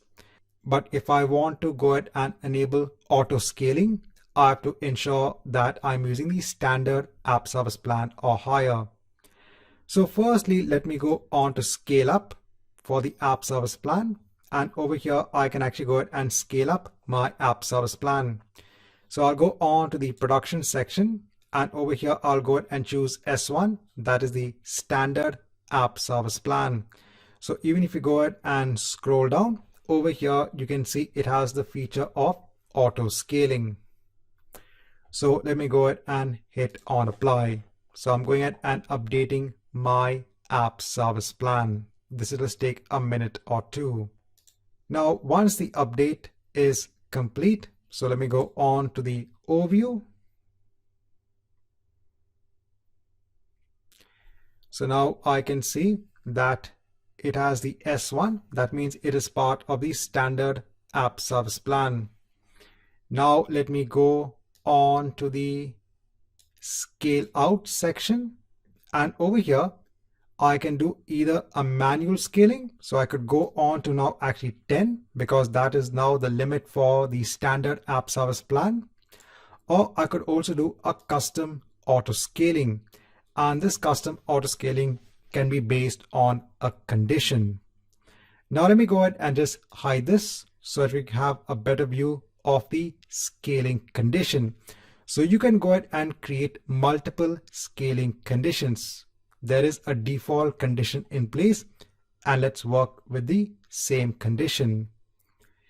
Now you can actually go ahead and scale based on a metric over here. So we can actually go ahead and add a rule to this particular condition. Now in the rule, you can go ahead and decide, okay, what is this rule going to be based on to ensure that it performs the scaling process. So over here by default, it's going ahead and taking the CPU percentage of your app service plan, right? Not your web app, your app service plan. Because your app service plan is what is responsible for creating that underlying compute infrastructure. So if the underlying CPU percentage for your app service plan, let's say, goes beyond a particular threshold, you can go ahead and initiate the scaling process. Now, in addition to basing your metrics only on the app service plan, you can also base your metrics. If I go on to the metric source, you also have other resources in place as well. So there is an integration of this Azure Web App feature, the scaling web app feature, with other services in Azure as well. So it's not necessary that you only have to base your scaling based on the metrics of the app service plan. For the moment, let me go ahead and just choose the current resource. So if I go ahead and actually scroll down, so over here you can see the average CPU utilization. Now over here, you can go ahead and say, okay, if the CPU percentage is greater than 70%, then let's ensure that this rule gets triggered. Now just to go ahead and ensure that this rule actually gets triggered, I'm going to go ahead and choose another metric name. So I want to go ahead and choose the metric of memory percentage. And over here, I can see the percentage is always above, let's say 40%, or actually 50% in this case.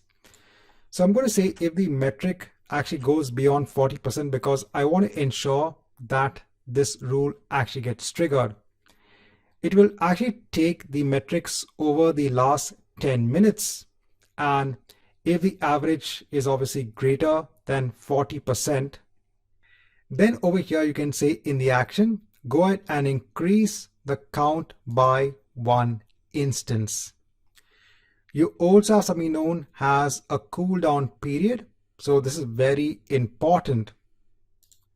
So let's say that as part of your app service plan, you have 1 instance which is in the running state. Now let's say that the rule has been triggered, and now based on the load, it goes ahead and adds another machine.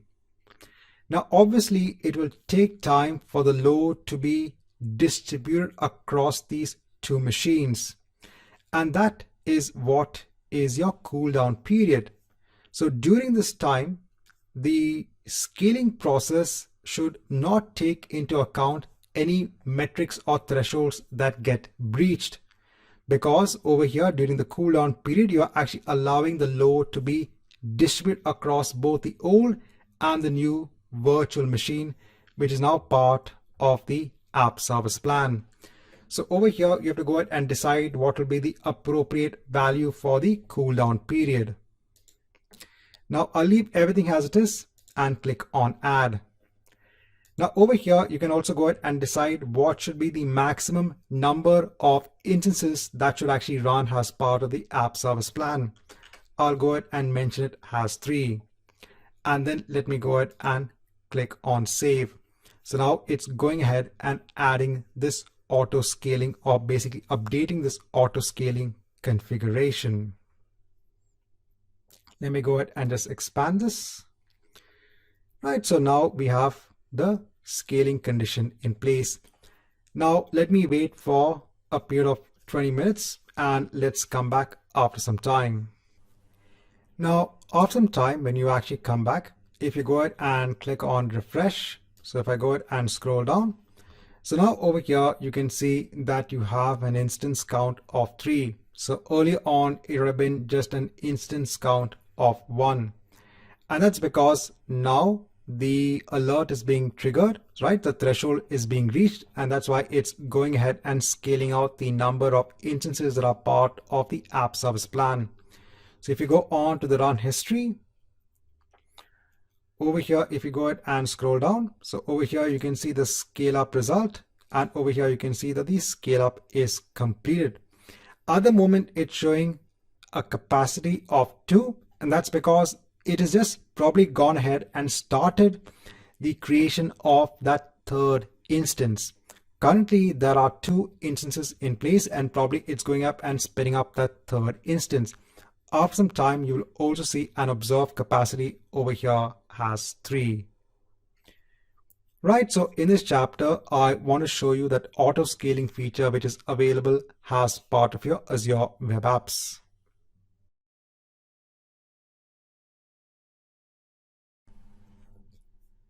Now, in this chapter, I want to go through cost, that's cross-origin resource sharing.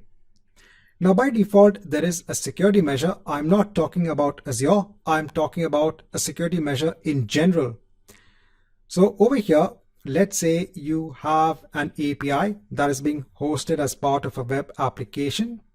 And then you have another web application, this part of a different domain over here, that is trying to go ahead and access this API. So this is accessing data across domains. Now by default, when it comes to security measures, when it comes to your browser, you might not be able to go ahead and access the data in the other domain. And that's because of the security setting in the browser that's known as CORS, cross-origin resource sharing. So this is a method of restricting access onto resources on a web page when it is requested from another domain.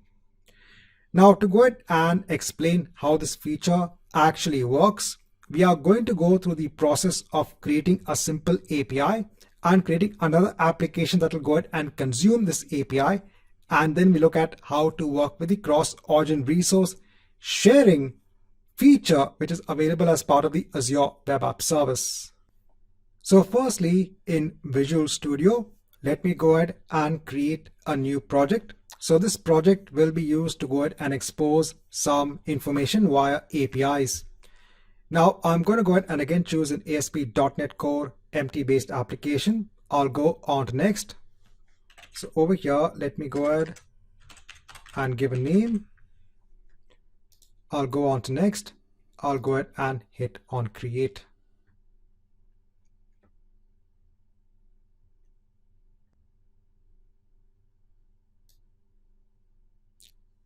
Now again, the first thing I'll do is to go ahead and create a folder known as models. Over here, I'll go ahead and just create a simple class that's known as the course class. So this will go ahead and represent the structure of my data. So I'll be keeping it very simple. Over here, I have the course ID and the course name. Then I'll go ahead and create a new services folder. Over here, I'll go ahead and just create a class So I'll name this as course service. And over here, I'll go ahead and just keep it simple. So I want to go ahead and create a list of courses. And over here, I'm going ahead and creating the course list in memory itself, in the program itself. And then I have a method to go ahead and get all of the courses, and it'll go ahead and return that list of courses. Now I'll go ahead and create a new folder for my API controller. So I'll name it as controllers. I'll go ahead and add a new controller. So I'll go ahead and choose an MVC controller, click on add. So I'll name this as the course controller, click on add over here. So I have to make sure this is an API controller, so it'll inherit from the controller base. Make sure I choose the attribute of the API controller. I'll go ahead and add the route also. There's one thing that I forgot. I have to go on to my startup class. And here let me go ahead and ensure to add the service of the controller and my course service as well. So I need to go ahead and ensure to use that namespace. So that is also fine. I'll go ahead and change the routing as well. So over here, since this is just an API, a simple mapping of the controllers will do. Now I'll go back onto my course controller class. And over here, let me go ahead and just replace this. So over here, I'm going ahead and using my course service class. Over here, I want to go ahead and return all the courses whenever a GET request is issued against this API. So over here, the route is /API/course. So now if I go ahead and run this in the browser,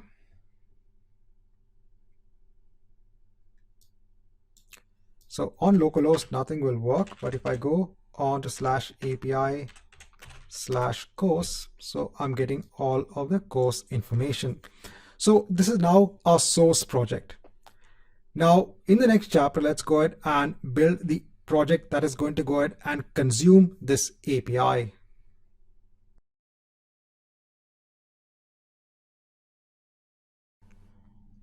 Now in the last chapter, we had gone ahead and create a simple web project that was actually based on an API. So when you went ahead and invoke a GET request on the API, it was returning some information.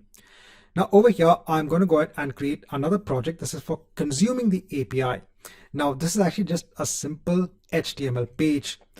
Just for the sake of this demo, just to go ahead and explain, when it comes to cross-domain, when it comes to the CORS feature, I'm making it as part of an ASP.NET Core application. And then we're going to go ahead and publish both of our solutions onto separate Azure Web Apps. So over here, I'll go ahead and create a new project in Visual Studio.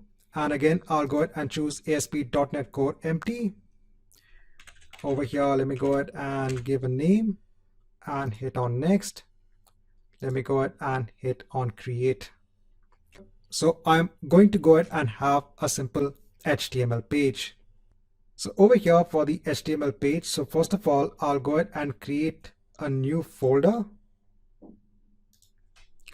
So www.root. So this is a special folder that is available in ASP.NET Core. So you can see that the symbol has changed. And over here, let me go ahead and just add a new item. So this will be an HTML page. So over here, I should be able to go ahead and find for an HTML page. Just give it a simple name and click on add. Now I'll go ahead and add some code onto this page. So over here, this is the code I'm going to be adding. So I'm making use of jQuery, and over here, I am going to go ahead and issue a GET request against my web app, which will be hosting our API based application. Please note that we still haven't gone ahead and published that onto Azure.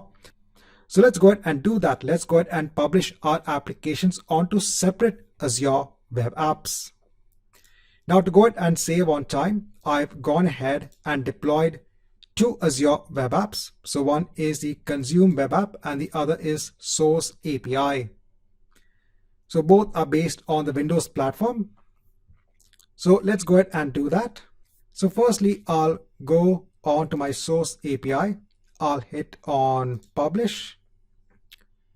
I'll go ahead and choose Azure, click on next. Azure App Service, click on next. And over here, let me go ahead and choose the source API, hit on finish. And let me go ahead and hit on publish. I'll go on to my consume API. Now over here, I have to go ahead and give the name of our Azure Web App. So over here, it is source API. So I can go ahead and copy this onto the clipboard. And I can go ahead and just place it over here. So this should work. Let me go ahead and save this. Now within the code, the other thing that I need to do is, because these are static files in ASP.NET Core, I have to go on to my startup class and I have to ensure that I configure the use of static files. Let me go ahead and save all of this, and let me go ahead and now publish this onto Azure. So I'll go ahead and create a new publish profile. I'll go ahead and choose the consume web app and hit on finish. Let me go ahead and hit on publish over here. Now in a new tab, let me go on to settings. Let me go on to more tools. Over here, let me go on to developer tools. I'm currently on Chrome. Now, once the publish is complete, I'll go on to my consume web app. I'll go ahead and take the URL. I'll go on to a new tab and I'll go on to demo.html.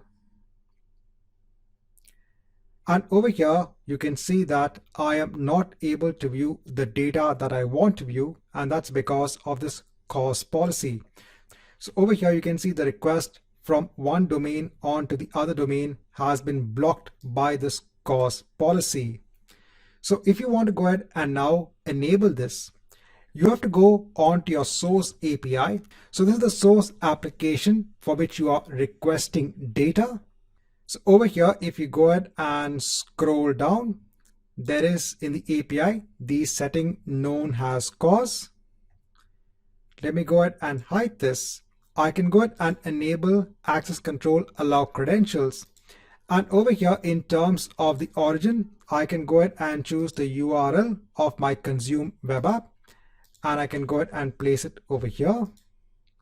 And then I can go ahead and click on save. Now, once this is done, let me go ahead and call this again. So now you can see that I'm actually getting the data over here. So now I'm able to successfully call my source API based on that CORS setting. And over here, you can see the information in the console.log. So in this set of chapters, I want to show you what is the benefit of using that CORS setting, which is available for Azure Web Apps. Now, just a quick note before we sign off. So when it comes to the perspective of the exam, it is also important to know the Azure command line interface to go ahead and add a URL when it comes to the CORS setting. So now in order to go ahead and add a URL that can go ahead and access the source API, over here, you need to go ahead and use AZ Web App CORS add command.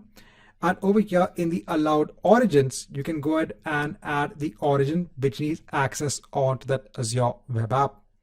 So again, just from the perspective of the exam, want to give this important note.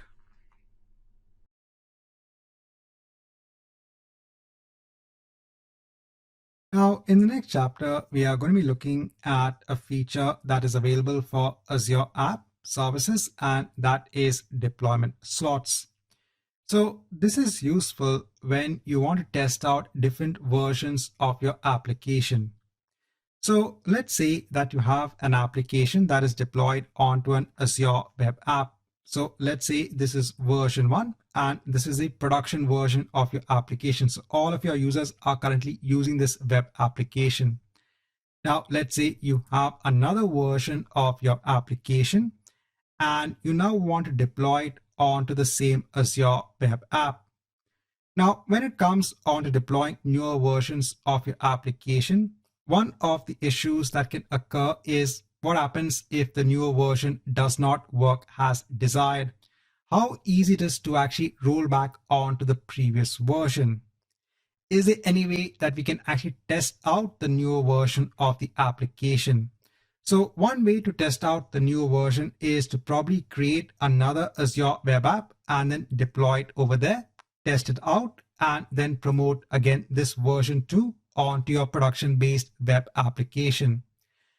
Well, with the help of the feature of deployment slots, this can be made much more easier. So here what happens is that you have your production version of your application deployed onto the Azure Web App. This is actually part of something known as a production slot. And then you can start creating multiple slots as part of the Azure Web App. So you could have something known as a staging slot. It's like having another Azure Web App within this web app itself. Then you can actually promote version 2 onto the slot. This slot gets its own DNS name. You can then test out this version of the application. And then when you're happy with the testing, what you can do is you can just perform a swap of both of the slots. So now version 2 will actually be the production-based version of your application that is running, and your users will be directed onto version 2. And here what happens is that if version 2 does not work, you can just do a swap back. So version 1 can then become the version that's running in your production-based Azure Web App. So with the help of slots, you can actually go ahead and deploy different versions of your application. One important note is if you want to use this particular feature, you have to ensure that you use the right app service plan. So here support is in place when you use the standard, the premium, and the isolated app service plan. Now in this chapter, I want to go through the working of deployment slots that we have in Azure Web Apps. Now currently I have a web app in place. This is part of an app service plan. So if I go ahead and just scroll down, if I go on to the app service plan that this web app is actually part of. So currently this web app is part of an app service plan that is based on the basic pricing tier. So firstly, if I go on to the overview for this web app, so if I go ahead and take the URL, if I go on to a new tab, so again, I have the default web application, which should be running as part of this Azure Web App. Now in Visual Studio, again, I have the simple ASP.NET Core web application that is based on the template available in Visual Studio. So firstly, let me go on to pages. Let me go on to the index page and let me go ahead and just add some text over here. I'll go ahead and save, and let me go ahead and publish this web application onto Azure. So I'll go on to next. I'll choose Azure App Service Windows. I'll go on to that web app and hit on finish. So let's wait till this is complete. In the meantime, if I go on to my web app, now if you want to go ahead and make use of deployment slots, you have to go on to deployment slots in the deployment center. Now over here, it's asking me to go ahead and upgrade onto a standard or premium plan. So this feature of deployment slots is not available with the basic app service plan. You need to go ahead and choose either the standard app service plan or higher. Now the way that you can actually go ahead and scale up your app service plan is to go ahead and scroll down. You can go ahead and again choose on scale up. That is your app service plan. And over here, I can go on to the production workload. Let me go ahead and just hide this. So I can go ahead and choose S1. That is the standard app service plan.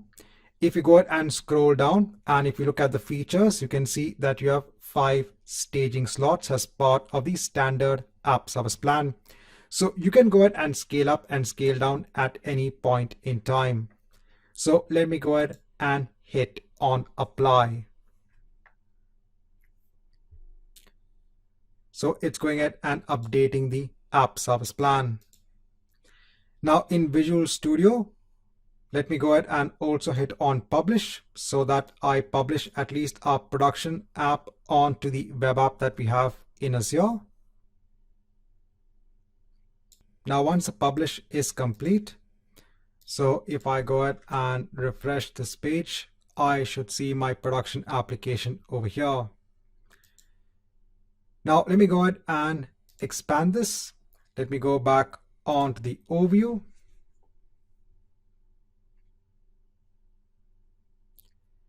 Now over here, I can see that my web app is now part of the standard app service plan. Now let me go on to deployment slots. And over here, now I should have the ability to go ahead and add a slot. So by default, now you have your main web application running as part of something known as a production slot. So now let's say you want to go ahead and deploy a newer version of your application, but before they can be actually accessed by your users in your production-based environment, you want to go ahead and test that version of the application. You can actually go ahead and add first a deployment slot. You can then go ahead and publish the newer version of your application onto that deployment slot.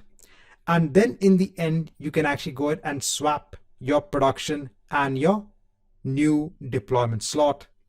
So over here, let me go ahead and first add a new slot. Over here, I'll give the name of staging. And if you want, you can go ahead and copy some of these settings which are available with your production web app slot, your production slot itself. For now, I'll just leave everything as it is. And let me go ahead and click on add. This will just take a minute or two. Now, once we have the slot in place, let me go ahead and hit on close. So now you can see your production staging slot in place. So if you go ahead and actually now click on it, it actually goes ahead and shows you another page. This is like having another Azure web app itself, but this is nothing but a slot in your existing Azure web app. So instead of actually going ahead and creating a new Azure web app, you're creating a slot, which is like creating another Azure web app within the original web app itself. It also has its own unique URL. So if you go ahead and copy this onto the clipboard, if you go on to another tab, so it just goes ahead and basically adds in the URL the name of the slot. So now in Visual Studio, if I go ahead onto my pages, so let me go on to the index page, and over here, let me go ahead and just make a small change. So I'll say version 1. And now what I'll do is that let me go ahead and right click on my project and let me go ahead and hit on publish. Now over here, let me go ahead and actually create now a new publish profile. So over here, I'll go ahead and hit on new. So I'll choose Azure, go on to next. Again, Azure App Service, go on to next. Now over here, let me go ahead and choose my production app. And now I can see this feature of deployment slots. So now instead of actually promoting my new version of the application onto my existing version, which might be an issue because I want to test my new version, or rather than promoting it onto another Azure web app, I can go ahead and deploy it onto this new deployment slot. So I'll go ahead and hit on finish. So again, let me wait for a minute or two. Now let me go ahead and hit on publish. and let's wait for the publish to complete. Now once the publish is complete, so if I go ahead and now refresh this page, so I have welcome to production application version 1. So now you might go ahead and give this on to some of your users for testing purposes. And once the testing is complete, once you're sure, this should be now promoted as the new version of your application. So you want to ensure that this URL now points on to this new version of your application. You can just go ahead and perform a quick swap of your production and your new deployment slot. So again, that's very simple. So over here, you can go on to either slot, your production slot or your new staging slot, your new deployment slot, and you can go ahead and click on swap. So over here, it's going ahead and doing a swap of the staging slot with your production slot. Let me go ahead and click on swap over here. Now this swap process will take around 3 to 5 minutes. So normally in your production-based environments, you will definitely have a time span of a few minutes wherein changes are promoted onto your new production site. So even over here, this will just take around 3 to 5 minutes. So let's wait till this is complete. Now, once a swap is complete, if I go on to my main production app page, let me go ahead and hit on enter to go ahead and refresh this page. And now we can see welcome to production application version 1. And if I go on to the one which has my staging slot, my staging version of the application, I should now see the older version of my application, which is welcome onto production application. So over here, I want to show you how you can make use of deployment slots when it comes to hosting new version of your application and then going ahead and swapping that with the existing version of your application.